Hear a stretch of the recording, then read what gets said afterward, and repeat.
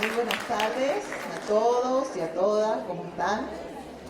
Hoy me tocó esta hermosa tarea de coordinar este conversatorio con tres amigas nacionales, porque todas las conocemos y los conocemos por televisión.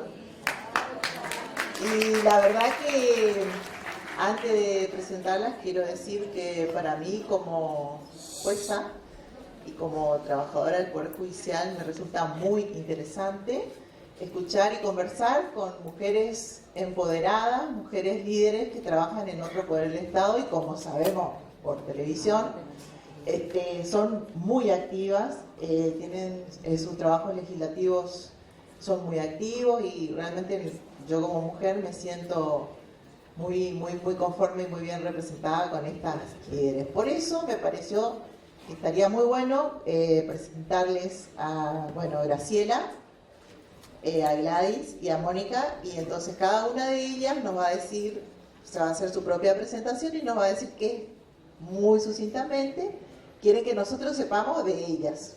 A ver. Oh.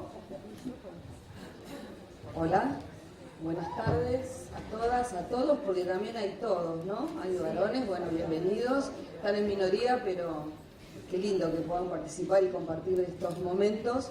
En primer lugar, agradecerles a las organizadoras. Bueno, acá tenemos una integrante de un superior tribunal, qué importante, las mujeres, ¿no? Nos están faltando. Igualmente, hay varias ministras de corte, a ver, ministras y ex ministras jubiladas de corte, a ver cuántas tenemos. A ver, acá. Levanten la mano. En La Rioja también, La Rioja, estaba la ministra de La Rioja. Así que, porque son ámbitos muy difíciles, ¿no? Para las mujeres, y tenemos una falta en la Corte Suprema, ¿no? de la Nación, de mujeres, que es un lugar que pide a gritos, ¿no? Que se ocupen por mujeres. Así que, bueno, agradecerles por la iniciativa, felicitarlas. Y cuando me decía Cristina que nos presentemos brevemente, yo pensé, ¿cómo presentarnos? Porque uno es una multiplicidad de cosas, no es yo actualmente soy diputada nacional, pero eso no me representa, no dice mucho de mí. Pero sí, estaba pensando que dice algo de mí que por ahí seguramente con muchas y con muchos hemos interactuado, porque yo fui durante como 4 o 5 años directora nacional del Registro Nacional de Reincidencia. Y interactuamos con con los superiores tribunales, los convocamos a trabajar, y durante esa gestión hicimos lo que se llamó la CONARC, que es la base nacional de capturas y rebeldías que no existía. Así que tuve mucha interacción en ese rol, ¿no? Como directora nacional del registro de reincidencia. Creo que es lo que tal vez me expresa más acá hay alguien que me está haciendo así, que seguramente utilizó y conoce lo que se hizo. Y también fui miembro del Consejo de la Magistratura de la provincia de Buenos Aires, por eso también tengo una gran relación y la sigo teniendo todavía. Eso fue durante mi mandato como senadora por la provincia de Buenos Aires, así que siempre estuve muy ligada a todos los temas de justicia, y después cuando fui diputada nacional y actualmente generalmente en las comisiones de legislación penal, legislación general, justicia, asuntos constitucionales. Y un honor para mí estar acá sentada al lado de Graciela Camaño, que es mi maestra, a quien respeto, a quien admiro, y que fue la presidenta de nuestro bloque cuando integramos el bloque del Frente Renovador en la Cámara de Diputados de la Nación. Así que es un honor muy grande compartir con Gladys González también, que fue candidata a intendenta de mi ciudad. Yo soy Avellaneda, del conurbano. Así que gracias por la invitación y por poder compartir con todos y todas. También nosotros te queremos agradecer por la iniciativa de declaración de interés de este congreso, que para nosotros fue muy importante. Ya salió la declaración de interés. Muchas gracias. Graciela. Tengo un problema gravísimo. Dicen que no hay peor cosa que a uno lo adulen, porque a uno lo dejan en inferioridad de condiciones. Y además, y lo más terrible, es que le echaban la edad. Entonces, cuando estas chicas jovencitas dicen, la maestra que me enseñó... Bueno, sí, soy una señora grande. El paso del tiempo transcurre. Soy Graciela Camaño, soy, bueno, como todas ustedes, madre, hija, abuela y como todas ustedes también, haciéndome cargo de la familia, ¿no? Porque las mujeres tenemos ese rol que, gracias a Dios, las nuevas mujeres, las mujeres jóvenes, están logrando ese famoso paternar y maternar que hace que las cargas se nos hagan a nosotras un poco más livianas. Soy abogada, fui maestra primero y después la vida me llevó a interiorizarme y a tratar de llegar a este título universitario que lo había dejado trunco en la juventud. Soy abogada. Durante mucho tiempo me especialicé en Derecho Constitucional, participo del Consejo de la Magistratura de la Nación. Yo creo que soy ambientalista desde siempre, y digo, las mujeres de mi edad somos ambientalistas, porque de alguna manera todo lo que ha sido el Mayo francés, que fue para este siglo XX-XXI el grito de ambientalismo, libertad sexual y feminismo, nosotros lo mirábamos desde este final del mundo, como dijo el Papa, y nos llevó eso a interiorizarnos con los temas ambientales. Pero en los últimos tiempos, y pandemia mediante, logré mi maestría en ambiente, con lo cual miro el ambiente desde un lugar de alguien que se preocupó en ir a saber y aprender. Me parece que eso es fundamental. Y con una especialización en océanos que estoy transitando y que me tiene súper apasionada. Soy una mina apasionada, me gusta lo que hago, lo hago con mucho cariño y con entrega. Creo en la responsabilidad, también creo en el orden, y creo que a la Argentina y a los argentinos les falta transitar un largo camino de responsabilidad y orden para llegar a ser un país feliz. Gracias, doctora, y gracias a todas las doctoras y los doctores, sus excelencias, que nos han convocado a este conversatorio. Muchas gracias, Graciela. Bueno, entonces ahora nos toca a Gladys, muy terminante, y a ver. Bueno, gracias por invitarme. No sé si voy a coincidir en la profesión, porque soy politóloga, no sé si hay alguien más que no es abogado en esta sala. ¿Cómo me defino? Bueno, también me defino como una mujer de familia y que está llevando esa responsabilidad en todos los ámbitos de mi vida con mucha pasión. Así me pasa también en el ámbito como mamá y como miembro de una familia. Soy la octava de 8 hermanos, así que, y ahí con mi personalidad de controller, que es bastante estresante, pero no puedo evitarlo. La verdad es que amo, mi vocación es el sector público, el bien común, y mi vocación siempre fue de servicio, siempre, y siempre fue en ámbitos de gestión, y en este caso en el Poder Legislativo. La verdad es que la pasión que hoy me mueve tiene que ver con algo que también significó y me acompañó en otra agenda, que hoy es justo una agenda común que tenemos en esta jornada, que es la agenda de la causa de las mujeres. Trabajé muchísimo los temas de género en todo mi paso por el sector público, cuando estuve en la Secretaría de Atención Ciudadana del Gobierno de la Ciudad, cuando estuve en la gestión como diputada nacional, en los temas dentro de nuestro espacio más político, capacitando y concientizando a las mujeres, y esa pasión de esa agenda de cambio cultural y de cambiar de paradigma y de mejorar nuestra relación con el otro y de generar una relación no de subordinación sino de respeto y de tolerancia, y de, como decía, de enorme cambio cultural, esa revolución que intenté inspirar en mis pares y en las mujeres con las que he venido trabajando a lo largo de los años. Es la misma pasión y el mismo convencimiento del cambio cultural en el tema ambiental. Es la manera en que nos relacionamos con la naturaleza, es generar una relación de respeto y de tolerancia y ese cambio cultural fenomenal que nos tenemos que dar como sociedad en las dos revoluciones, la de género y la de ambiente.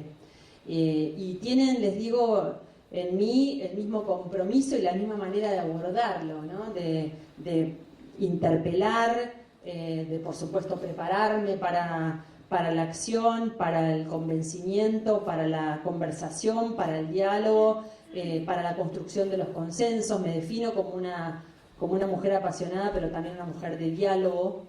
No sé trabajar de otra manera que no sea en equipo, dialogando y de consenso. No me sale. Digamos, el conflicto para mí es una zona en donde me cuesta trabajar, me sale mucho mejor lo otro, además de ser mucho más satisfactorio, pero claramente es natural en mí acercarme y trabajar y tratar de encontrar acuerdos, así que claramente soy una mujer de diálogo y de consenso.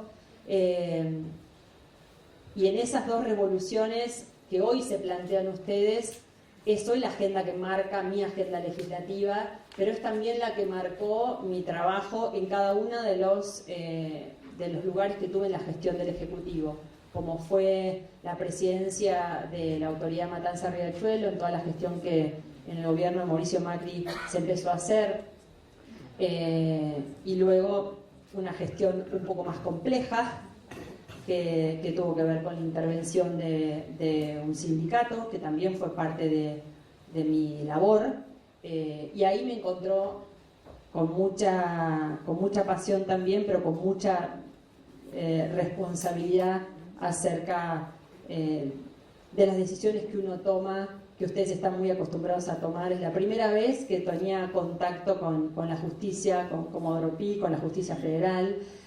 Ahí sí que los admiro a muchos de ustedes, pero fue mi primer approach hacia ese otro poder del Estado, que hoy desde los legislativos claramente me toca sancionar leyes que rigen, digamos, la vida en la Argentina, que rigen la vida en sociedad, esta vez ya netamente y 100% como legisladora. Bueno, muchas gracias, Gladys. Yo les quiero también presentar a la Asociación de Mujeres Juezas, que hoy me tocó representar acá. Y yo digo Asociación de Mujeres Juezas, y entonces hablaba con Mónica porque dice Asociación de Mujeres Jueces. Bueno, eso tiene toda una historia que tiene que ver con la creación en Estados Unidos, cuando se vino a Argentina, cuando Carmen Argibay, Elena Hayton y Gladys Álvarez eran las primeras socias fundadoras y la inscribieron a nombre, tal cual literal, de cómo se iba a hacer lo que nosotros hablamos después, una asociación internacional. Se inscribió primero como mujeres jueces porque era lo que nos exigía en ese momento la personería jurídica, que no admitía que se pongan juezas. Imagínense, hace 29 o 30 años atrás. Luego ya cuando quisimos cambiar, ya dijimos no vale la pena porque teníamos que cambiar.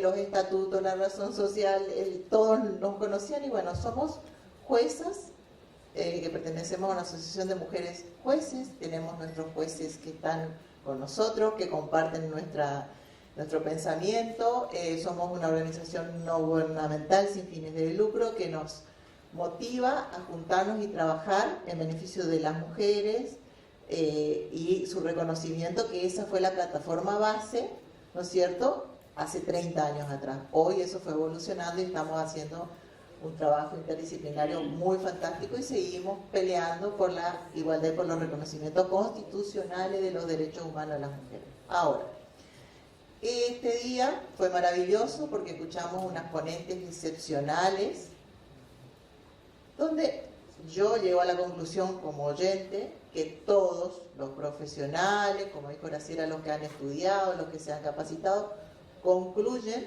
que la causa y efecto de los cambios climáticos afectan de manera diferente a los hombres y a las mujeres.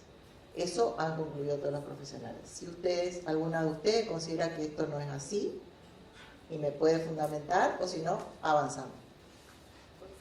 Coinciden. Bueno, entonces, ustedes ¿creen que puede existir alguna forma de crear una política ambiental pública sin la debida representación de las mujeres y sin la intervención de la visión de género al planificar en el cambio climático?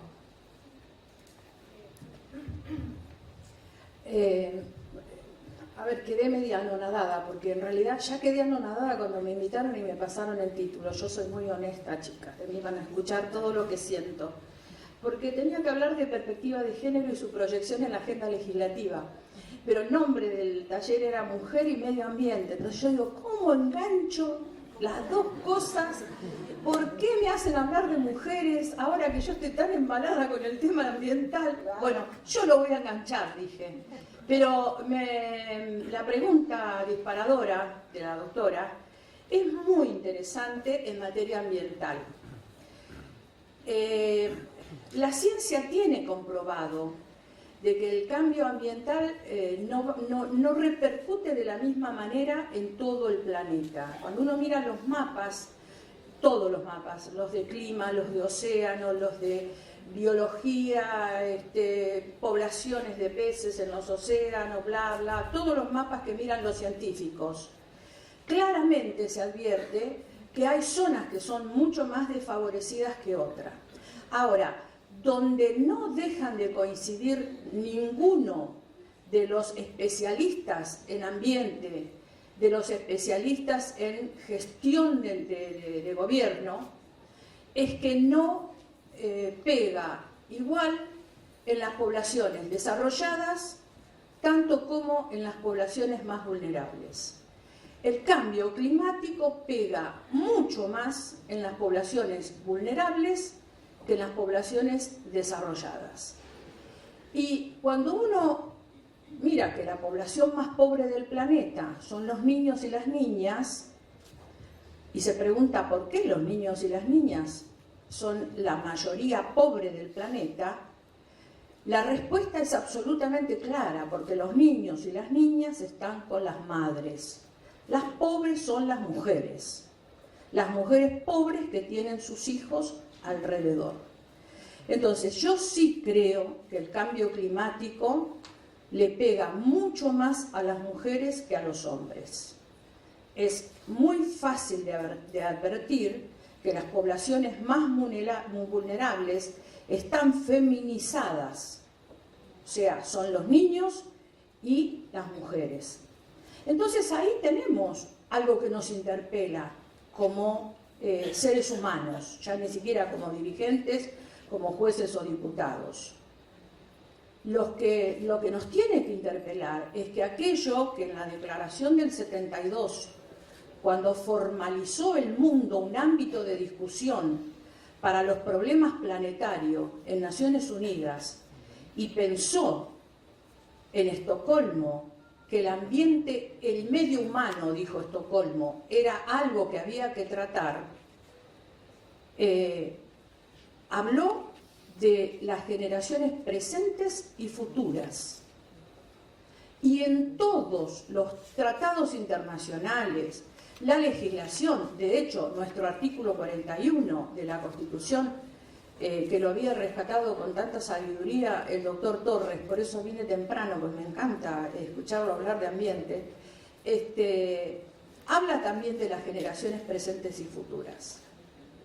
Ahora, advierto, desde que me metí de lleno en la agenda ambiental, que es mucho más dura que cualquier otra agenda, mucho más dura, mucho más agresiva, mucho más difícil, que a nadie le importa ese compromiso que los estados en el mundo y los gobiernos firmaron y adquirieron de dejarles el mundo a los que vienen.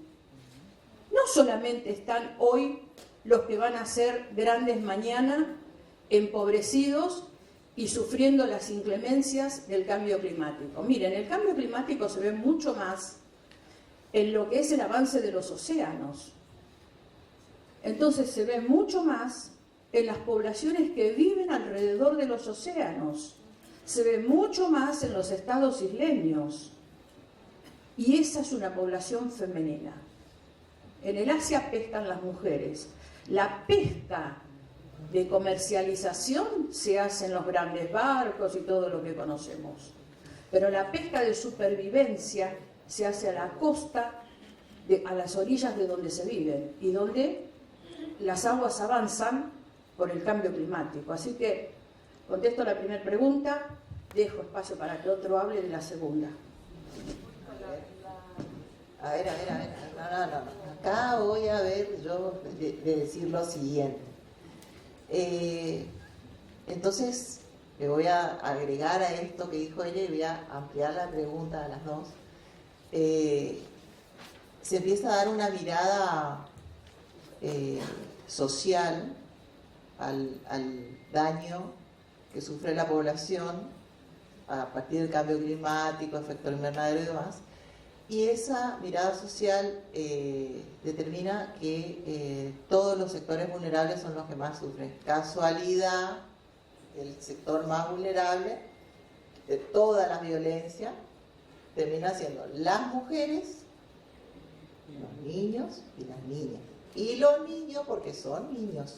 O sea que, en conclusión, y te doy la palabra, el cambio climático, digamos, sigue totalmente y se adhiere a todas las vulnerabilidades que sufren las mujeres, digamos, y es donde más se nota entonces el efecto que causa el cambio climático. A ver.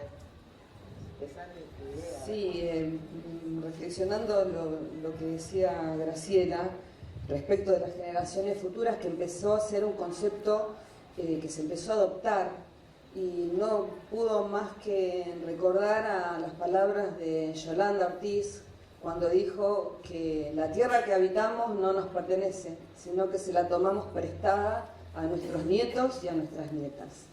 Creo que es así. Fundamentalmente el cambio de paradigma en cuanto a la concepción de lo que es la ecología, que ya no es un concepto biológico, sino es cultural. Y lo dijo el Papa Francisco, ¿no? Respondiendo a tu pregunta, si era posible generar políticas públicas sin la participación de las mujeres. El Papa señala dos cuestiones, que sin la cuestión ambiental y las mujeres es imposible pensar políticas. Son dos cosas que ya, para el Papa, que lo pensó, y que nosotros sostenemos firmemente. No podemos pensar políticas públicas sin la participación de las mujeres.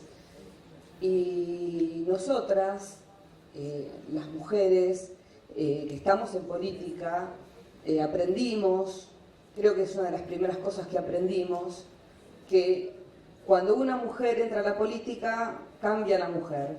Cuando muchas mujeres entran a la política, cambia la política. Y es así, sin duda. Entonces, donde haya mujeres en lugares de decisión, sobre todo en el tema de las decisiones que tienen que ver con el ambiente, no los voy a aburrir con datos, pero en realidad es bajísima la participación que tienen las mujeres en los ministerios de ambiente a nivel global. Nuestro país, por ejemplo, es muy bajísima la participación de las mujeres en lugares donde se deciden las cuestiones que tienen que ver, porque los grandes motorizadores del cambio, del daño que le hacemos al planeta son generalmente las grandes empresas, donde las conducciones de las grandes empresas están en manos de varones. Hablamos del famoso techo de cristal que existe, y una de la convocatoria, como decía Graciela antes, la igualdad de género, cambio climático, su impacto en las mujeres y a nosotras en nuestro panel, cuál es el concepto, cómo la proyección legislativa. Creo que la proyección legislativa se va dando muy de a poco, si bien el tema del género está presente, cada vez más presente en la legislación. El tema de ambiente, del género en el ambiente, en la legislación, son avances, porque a partir de la Constitución del 94, en Río del 92, la Constitución del 94, y la necesidad de interpelar a los estados a que den una ley de presupuestos mínimos en cuanto a ambiente, nos va de a poco llevando a transcurrir un sendero virtuoso en ese tema. Pero estaríamos faltando a la verdad si decimos que estamos generando leyes con perspectiva de género en el tema ambiental, pero no porque no queramos, sino porque son pasos que se van dando, y lo importante es que cada vez tomemos más conciencia y que haya cada vez más mujeres en la decisión. Y con esto termino. Cuando el ministro Guzmán vino el año pasado a presentar el presupuesto, que finalmente no se terminó votando, tuvimos la presentación de su equipo, y Mercedes D'Alessandro explicó el tema del presupuesto desde una perspectiva de género. Y eso de hablar del presupuesto, de un presupuesto de un país con perspectiva de género, es un concepto realmente nuevo para nosotros. Entonces hay que empezar a ocupar esos lugares de decisión para poder realmente pensar políticas con inclusión, con una mirada de género y sobre todo en el tema de ambiente. Sí, agregar a lo que dice Graciela y Mónica, en esta reflexión un poco, yo más que nada una mirada en donde las mujeres en este tema, pero en todos los temas, tienen que tener protagonismo, digamos, en la definición de las decisiones, y también son parte de los más vulnerables, por lo tanto, no solo son protagonistas en la decisión, sino que lamentablemente son damnificadas en la inacción. Por lo tanto, por las dos razones, la perspectiva de género tiene que estar, y esto nosotros lo hemos discutido en otras oportunidades con algunas de quienes están acá, en todas las agendas: el acceso a la salud, el acceso a la justicia, el acceso a la vivienda, el acceso a la educación, el acceso al mismo salario. Las leyes que hemos avanzado en materia de género tienen que ver con buscar la equidad en todos los aspectos y en el acceso a todos los derechos humanos. El acceso a un ambiente sano es uno más de todos los derechos, y claramente en eso también hay desigualdad y hay inequidad, y tenemos el desafío igual que en cualquier otro derecho. Entonces, cuando empezamos a mirar la política y empezamos a mirar las estadísticas, y cuando los grupos vulnerables están justamente más mujeres, hoy revisaba el acceso al agua potable, bueno, cuando en realidad las familias más pobres o monoparentales, en donde la madre es aquella que es jefa de hogar, es quien tiene el mayor número en los barrios más vulnerables, por ejemplo, de nuestra provincia de Buenos Aires, claramente la estadística da que son más los hogares monoparentales en donde la madre lleva adelante la familia que no tienen acceso a agua.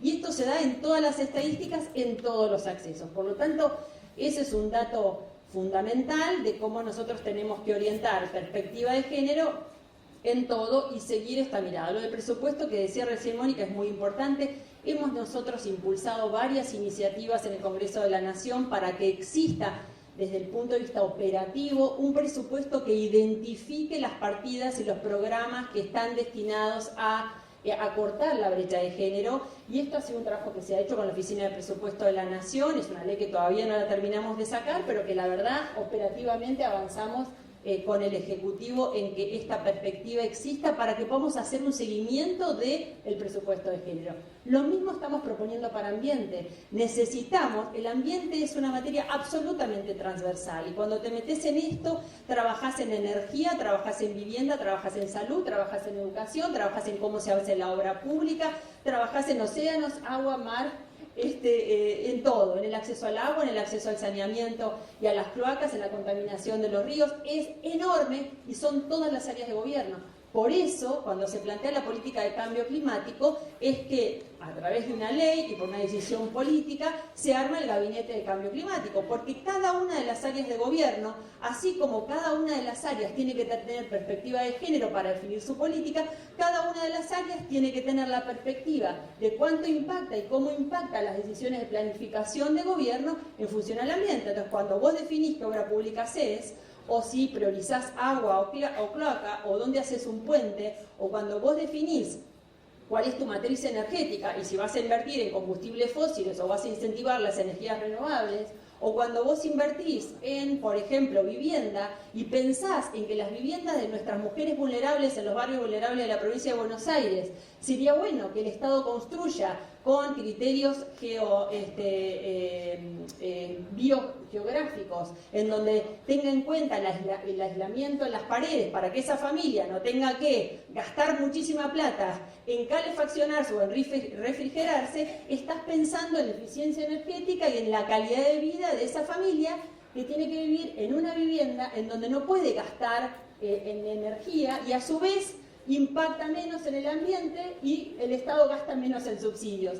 Y eso tiene que ver con la definición de todas las políticas, de todo lo que nosotros hacemos, de cómo nos movemos, de cómo construimos, de cómo producimos, de cómo consumimos, de cómo nos movemos en una ciudad.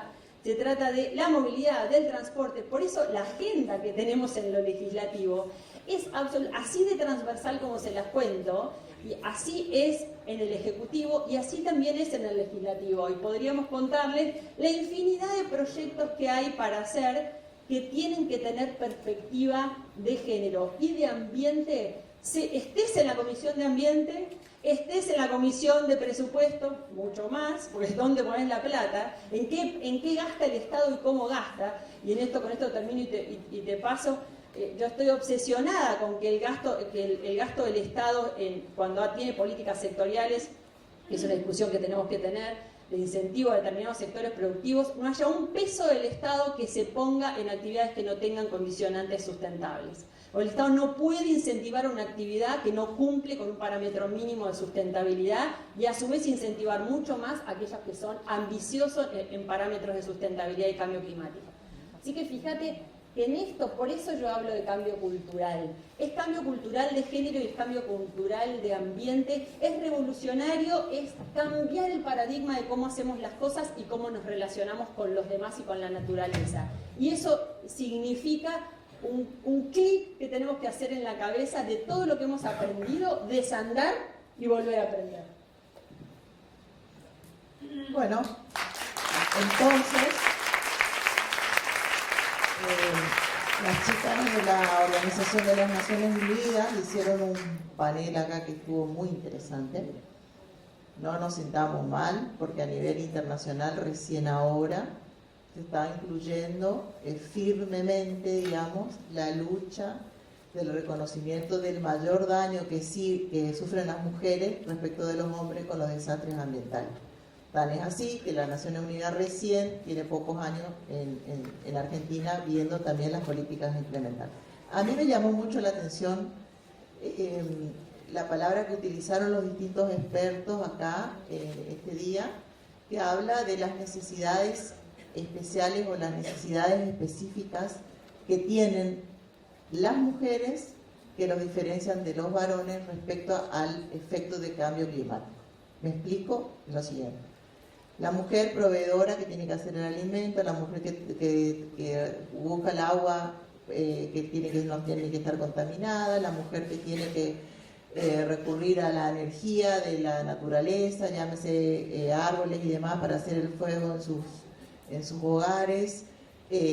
Todas las mujeres que sufren, por ejemplo, a partir de las grandes inundaciones que tenemos en distintas provincias del país, como también en los incendios que fueron azotando toda la Argentina.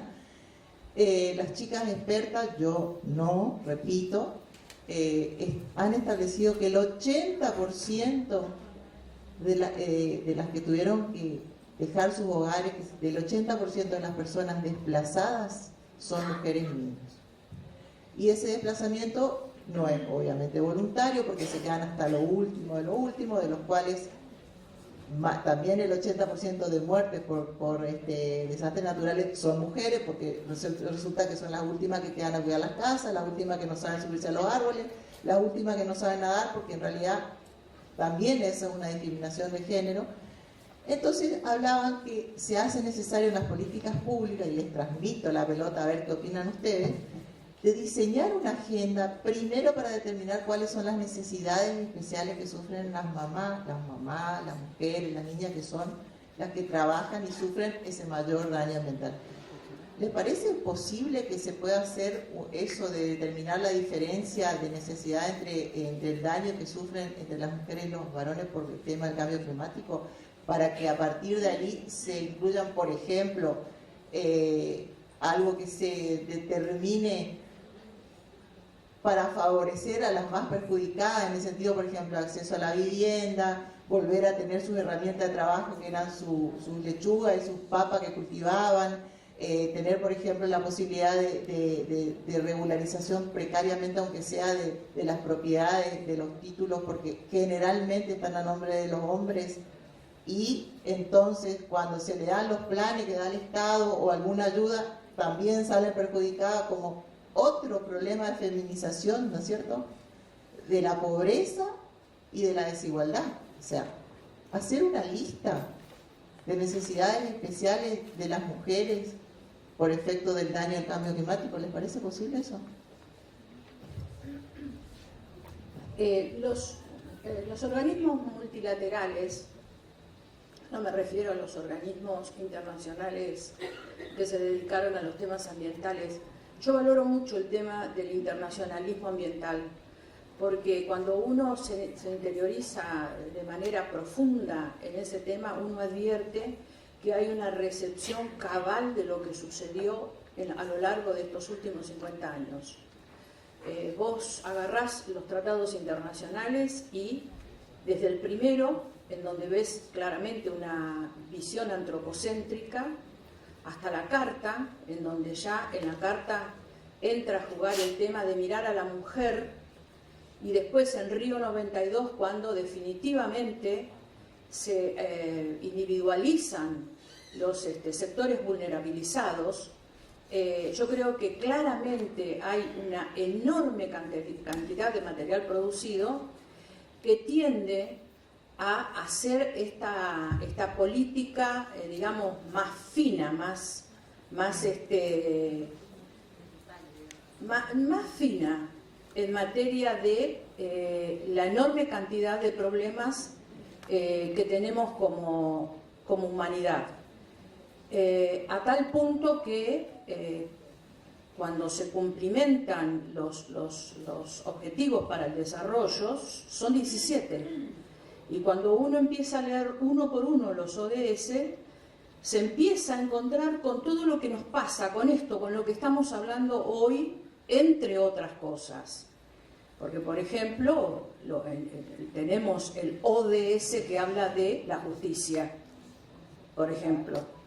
Pero esto, ¿no?, el tema de la pobreza, el tema de las mujeres, el tema de las poblaciones originarias, o sea que digamos que los organismos internacionales han ido en materia ambiental teniendo el pulso de la realidad. Ahora, mirá qué pasa después en los organismos multilaterales de crédito. Y ahí te das cuenta cómo choca una cosa con la otra, ¿no? Porque hasta la década del 90 los organismos multilaterales de crédito te venían diciendo que, bueno, que había que crecer, que el crecimiento era lo que nos iba a llevar el bienestar a todos, porque la copa iba a rebalsar y del rebalse en el rebalse iba a estar la oportunidad para todos. Y entonces te establecían de que los países debían tener programas específicos, programas universales. Y los países se endeudaban con determinados programas específicos. Y después nos damos cuenta de que la magnitud del problema es universal. O sea, no podemos tener programas específicos, tienen que ser universales. ¿Cuándo la voz de aquellos que estuvieron trabajando en las convenciones internacionales fue escuchada y se empezó a hablar de plata? Porque todo es plata, muchachos y muchachas. Todo es plata. También es plata la brecha que existe entre los hombres y las mujeres en materia económica y financiera.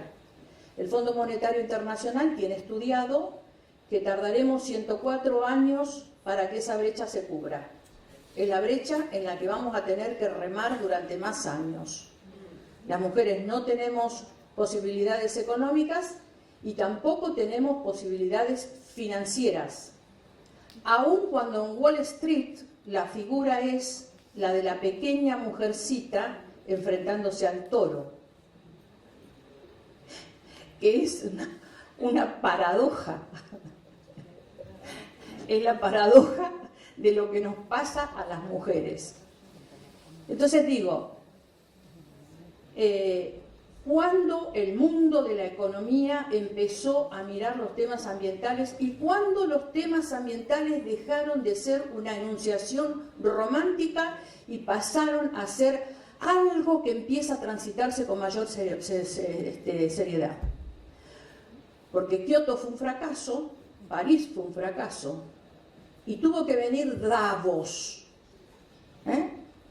la reunión de los banqueros, de los hombres que están en las economías mundiales, y decir: el cambio climático existe, para que el mundo empiece a ver que había que poner plata en la mitigación del desastre que habíamos hecho con la producción industrializada, y que también había que exigir que los países reconviertan sus economías. Ahora, ahí tenemos un problema muy serio, porque nosotros no somos los que dañamos. Los argentinos, la verdad, no somos los que dañamos. Nosotros no somos los hiperconsumidores, nosotros estamos llegando más que tarde al desarrollo, con lo cual digo, si nosotros no somos los que dañamos esa reconversión que necesitamos en materia de producción, ¿quién la tiene que pagar? ¿Quién se tiene que reconvertir más rápido? ¿De qué manera nos van a proveer el mundo desarrollado de la tecnología que necesitamos para poder reconvertirnos? ¿Podemos reconvertirnos solos? Y yo creo que es muy difícil. Yo creo que es absolutamente difícil que nosotros reconvertamos nuestra agricultura como pretende el mundo civilizado, moderno y próspero, o salirnos de la matriz hidrocarburífera y en serio emprender una reconversión en esa materia. Es muy difícil. Y este es un dato de nuestra realidad. Nosotros podemos venir acá y hacerles el discurso del ambientalismo, que es muy lindo, pero el dato de nuestra realidad es que somos un país subdesarrollado que pretende que se entienda que se debe producir respetando el ambiente. Nosotros entramos al respeto del ambiente a partir del 94, creo que lo dijo Torres, porque antes tuvimos algunos esbozos. Fíjense ustedes que acá se la nombra mucho a Yolanda Ortiz. Yolanda Ortiz fue una mujer muy preparada para su época. Era una química. La biografía que tienen en el sitio del Estado está mal hecha, porque la ponen no sé cómo. Ella era una química. Era una tucumana que se había recibido de química en la Argentina y se fue a hacer su especialización en ecología y en otra materia más. No quiero meter la pata y decir mentiras. Y claro, la encontró en Mayo Francesa ella, en el 62. Encontró todo ese movimiento que deviene de lo que fue Vietnam, deviene de lo que fue la primavera silenciosa de una mujer, de una bióloga, una pequeñita bióloga, Rachel Carson, que empíricamente pudo comprobar que aquello que Estados Unidos, su país, estaba tirando en los campos de Vietnam para matarlos de hambre a los chinitos, porque no los podía matar de otra manera, seguían vivos, era herbicidas. Y eran los mismos herbicidas que se empezaban a usar en las cosechas en los Estados Unidos. Ese libro fue motivador de lo que fue el Mayo francés. Los jóvenes del momento fueron a la calle y hicieron todo lo que hicieron, ¿no? Por eso es que el Mayo francés es el grito de los ecologistas, de los jóvenes, de las mujeres que pedían sus libertades. Y ahí estaba esta mujer. Ahora, cuando ella viene, Perón, que no era ningún tonto, era mucho más vivo de lo que algunos piensan. En el año 72, frente a la cumbre de Estocolmo, hace un mensaje a los pueblos del mundo, que es muy interesante. Yo, en algún momento de mi juventud, cuando leía, digo, este viejo era un loco, porque estar exiliado en su país, repudiado totalmente, y ir a escribirle una carta al ambiente, en ese momento donde acá ya se pensaba en el ambiente precisamente. A partir de esa carta es el compromiso por el tema ambiental. Cuando viene en el año 73, la nombra secretaria de Ambiente a Yolanda. La nombra secretaria de Ambiente, pero la ponen en el ámbito del Ministerio de Economía. Con lo cual Yolanda, que era una mina realmente comprometida con el tema ambiental, le duró muy poquito Belgerbar. Era el ministro de Economía. Al poco tiempo le renunció. Acá las compañeras de Cambiemos, en un gesto de picardía política inigualable, cuando hicieron el proyecto para que los tres poderes del Estado tuvieran una expertise, una enseñanza en materia ambiental, eligieron el nombre de Yolanda Ortiz. Dijo, las peronistas nos van a acompañar. Por eso tenemos la ley Yolanda Ortiz, pero sepan que Yolanda Ortiz fue una gran mujer. Y para terminarte, quiero decir lo siguiente. Nosotros hablamos mucho de cambio cultural, pero como dijo bien Sergio Torres, los cambios culturales son largos. Por eso creo que no tenemos que equivocarnos en cuál es la senda que debemos transitar. Por lo menos yo tengo para mí que la senda es la senda de la instalación de la perspectiva. Porque en definitiva, la perspectiva es una categoría analítica. Cuando nosotros hablamos de perspectiva de género, que de alguna manera la levantó Carmen en la Corte, y que nosotros hicimos algún trabajo en el Consejo de la Magistratura de la Nación, hoy se seleccionan jueces que tienen que acreditar perspectiva de género. Se seleccionan jueces que tienen que rendir en la entrevista las cuestiones de género. Y que no es un tema menor las cuestiones que les preguntamos, porque la perspectiva de género, que es esa categoría analítica, lo que nos permite es advertir desde el punto de vista sociocultural cómo se fue construyendo las diferencias entre hombres y mujeres a partir del sexo. Y cómo, a partir de esa construcción sociocultural altamente influenciada por aquellos cultos que expresan nuestra fe, han ido construyendo situaciones de vulnerabilización del género femenino y de algunos otros géneros. Si nosotros logramos entender que lo que necesitamos es trabajar con esa perspectiva en materia de género y en materia de ambiente, y yo me regodeé porque esto mismo lo planteó Sergio Torres. Él les habló a ustedes de la necesidad de jueces con perspectiva.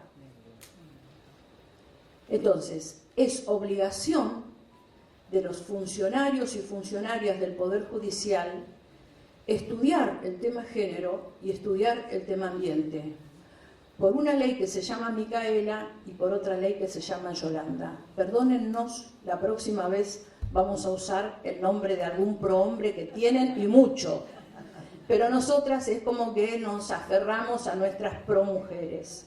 Excelente. Digo, esto de cómo se puede trabajar, no hay una receta, no hay una fórmula. Cuando vos te pones a analizar a fondo qué es lo que vino pasando, cómo fue porque la verdad el ambientalismo no nace con Estocolmo en el 72. Yo cuando miro la vida de Darwin o la vida de tantos científicos que caminaron el mundo de manera totalmente increíble, tratando de juntar hojita por hojita para dejarle a la posteridad, o bichito por bichito, los álbumes con los índices de la botánica y la biología. Digo, esto pasó en el siglo XVIII, hace muy poco tiempo, pero antes del 72 hubo gente que empezó a mirar el ambiente de otra manera. Creo que lo que resuelve esto es darnos cuenta que no somos los amos del mundo, que no estamos hechos a la imagen de Dios, por más que los curas nos lo digan, y que el planeta está habitado por otros seres que debemos respetar. Y que el ambiente es algo que si no lo cuidamos, no lo tenemos. Es así de sencillo. Si no lo cuidamos, no lo tenemos. Argentina tiene un 72% de desertificación. Y yo todavía escucho dirigentes políticos que dicen, estamos en un país rico, esto sale rápido. 72% de desertificación. Excelente, Gladys. Me gustaría escuchar. Bueno, ¿qué agregar a todo esto? En realidad me quedé prendida con tu pregunta original. Soy medio así, viste, de las que se sientan en la primera fila y trata de contestar todo, así que me quedé con esa. Vos preguntaste de las estadísticas, de los datos. Argentina no tiene datos. Y para la planificación y la decisión pública necesitamos datos. Y la agenda de ambiente es igual a la agenda de género. Tenemos que hacer el doble de esfuerzo para argumentar las decisiones que tomamos. Yo transito exactamente el mismo proceso, la misma lucha, las mismas discusiones, la misma metodología.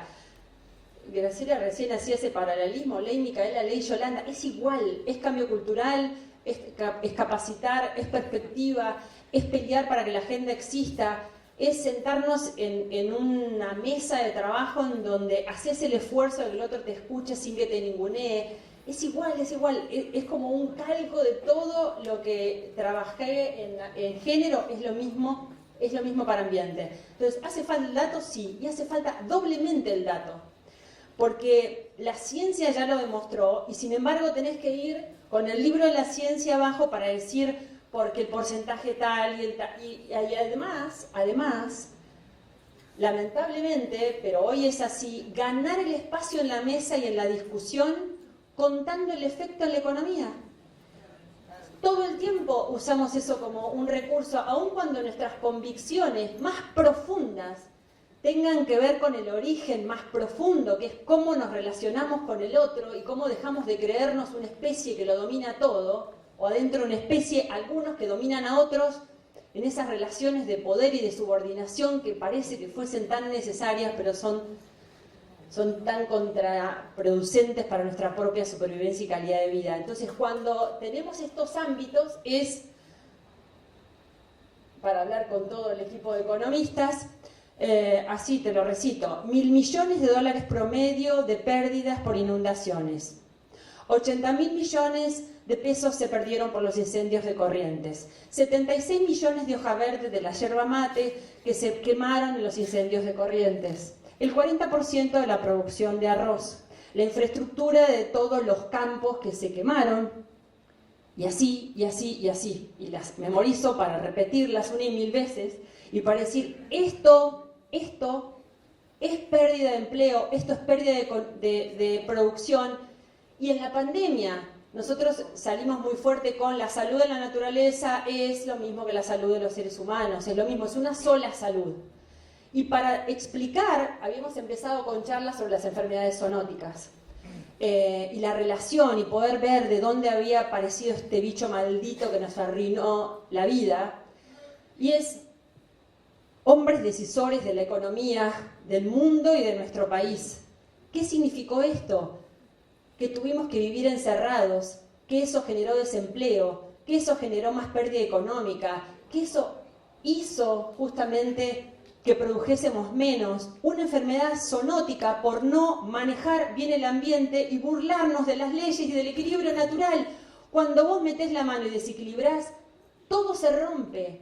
Y la naturaleza tiene un equilibrio perfecto, perfecto. Muchas veces hay cosas de la ciencia que uno quiere explicar que claramente las tenés que conectar y decir, tenemos que ser creativos, a ver, porque les juro que es un esfuerzo doble. A ver, ¿cómo explicamos, por ejemplo, que un país va y compra abejas polinizadoras a otro país porque se quedó sin bosques y sin flores para poder alimentarnos? Hay un amigo mío ecologista que es muy creativo y dice, un día tenemos que hacer una propaganda en donde estemos, Emiliano Escurra, donde estemos sentados comiendo y un mozo venga y nos diga, ¿qué quiere comer?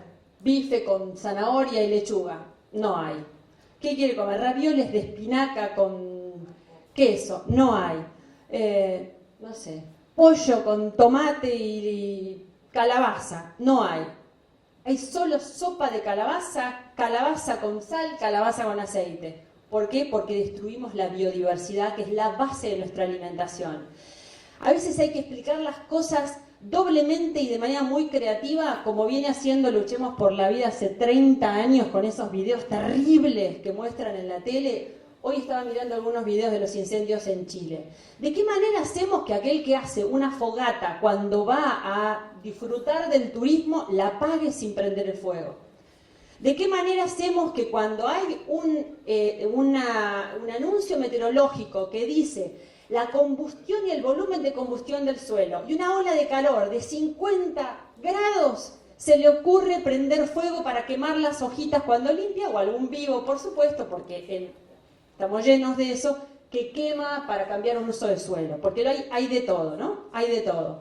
Entonces, ¿cómo hacemos para que se den cuenta todos y nosotros mismos que lo que hacemos impacta todo?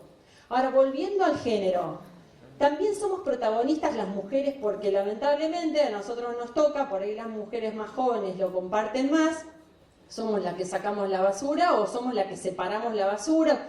También el protagonismo en la educación de nuestros hijos, cuando educamos en patrones de tolerancia. Ahí tenemos un rol importante porque todavía es desigual.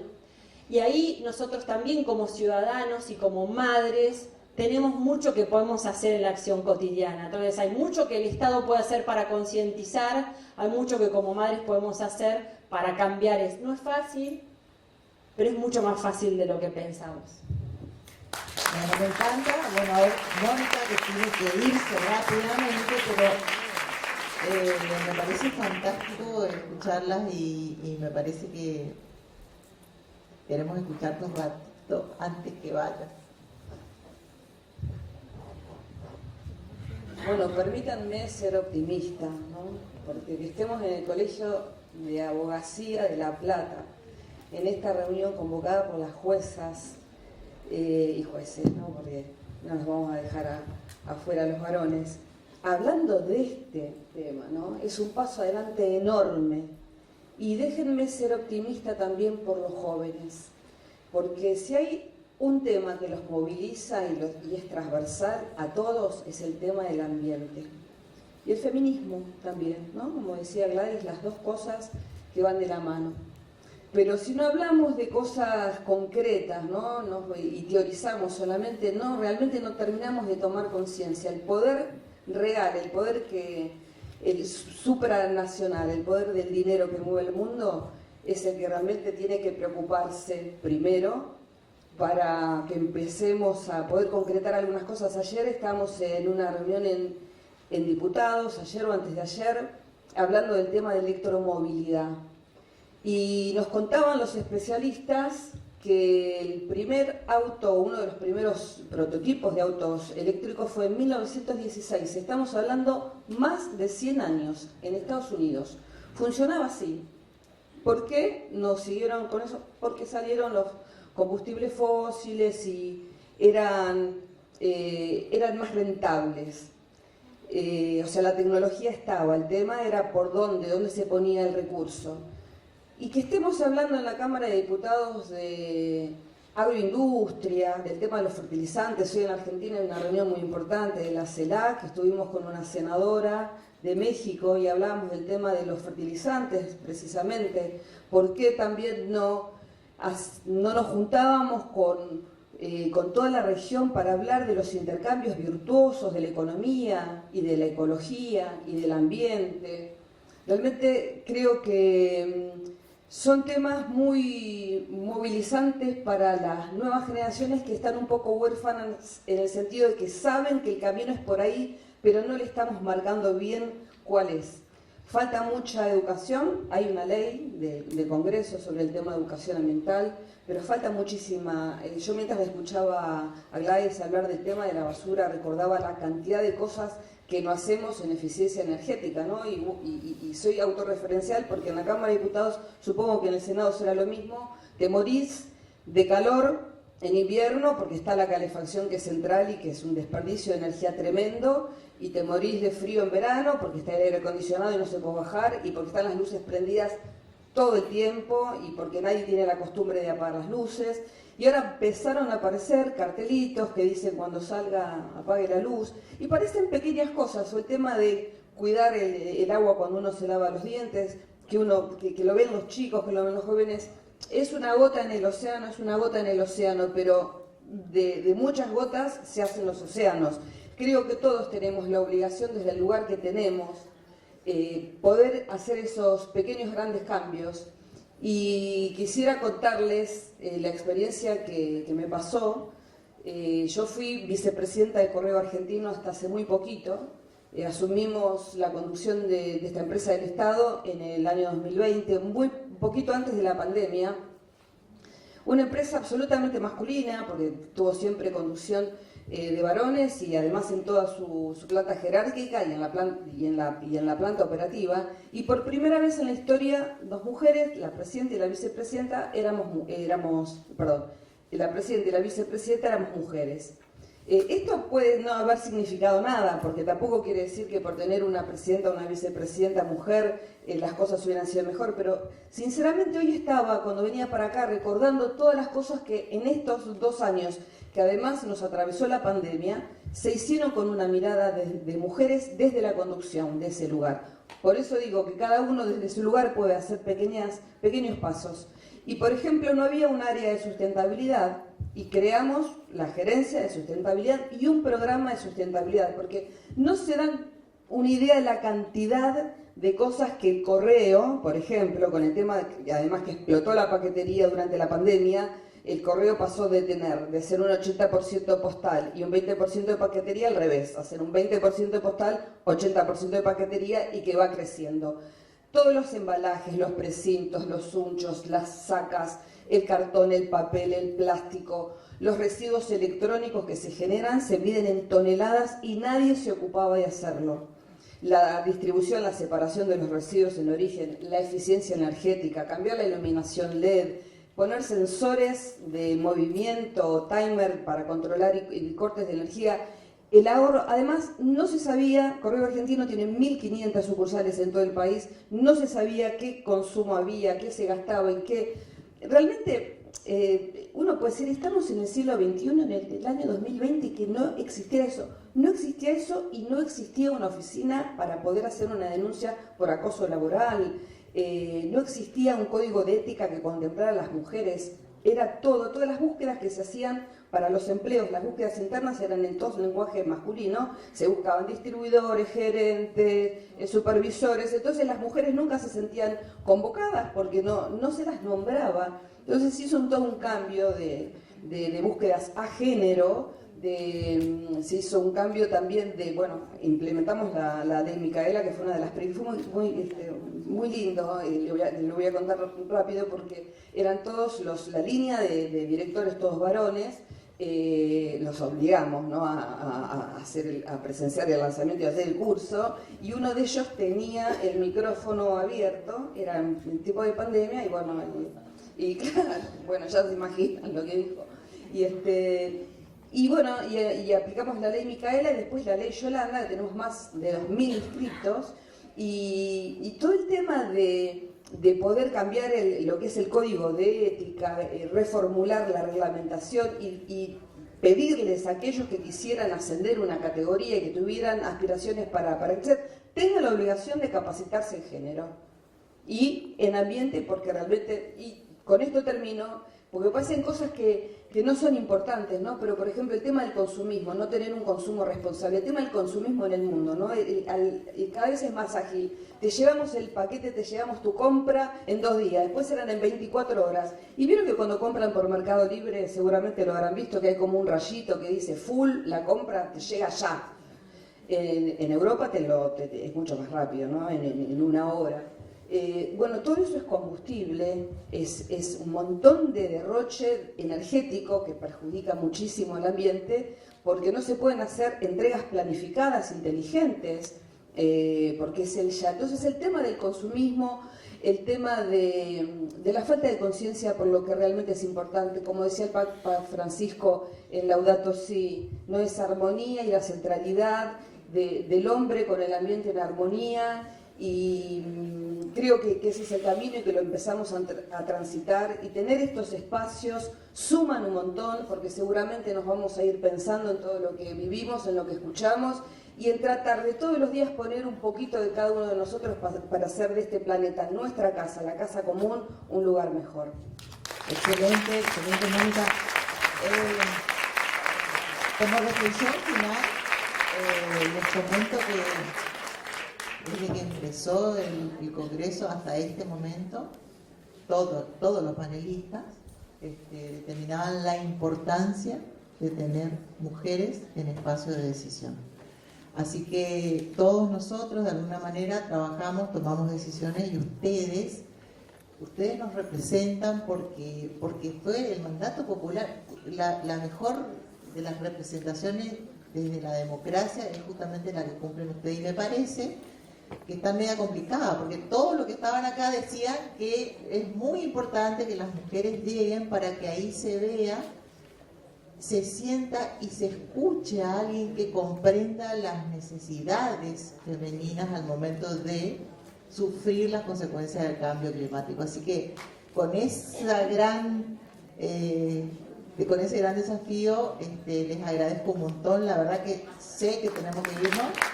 Les invito a una foto. Vengan a ver.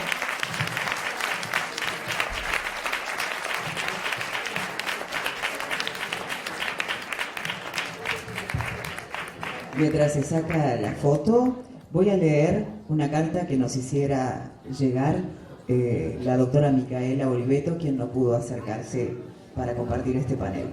Chacabuco, 18 de agosto de 2022.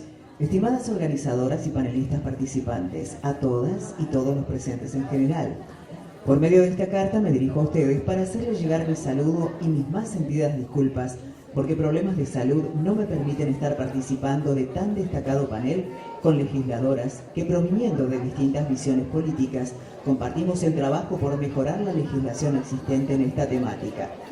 Quiero agradecer especialmente a la Asociación de Mujeres Jueces de Argentina por la invitación y por llevar adelante desde hace casi 30 años este valioso espacio de trabajo federal para pensar en el Poder Judicial desde una perspectiva de género. Las y los saludos deseados, el mejor de los éxitos en esta importante actividad, y seguiremos trabajando por un ambientalismo popular.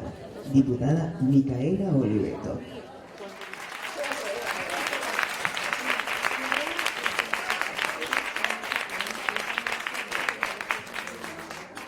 Acá Gloria quiere aclarar algo. No. Bueno, no. Quería agradecerle a Marcela Pérez Bogado, que es una jueza nuestra de Chubut, que no sé si dónde está y si está presente, pero es nuestra jueza que ha donado todas las escarapelas que hemos entregado en el Día de la Fecha. Ella sí hace mucha expresión. Todas hacemos algo, además del programa que hacemos mucho. Pero bueno, esto fue un detalle lo que podíamos, y con mucho cariño. Y nosotros nos une un lema que dice más mujeres, más mujeres, más mujeres, dijo la presidenta. Bueno, más mujeres, más justicia. Más mujeres, más equidad. Bravo, muchas gracias. También le vamos a agradecer.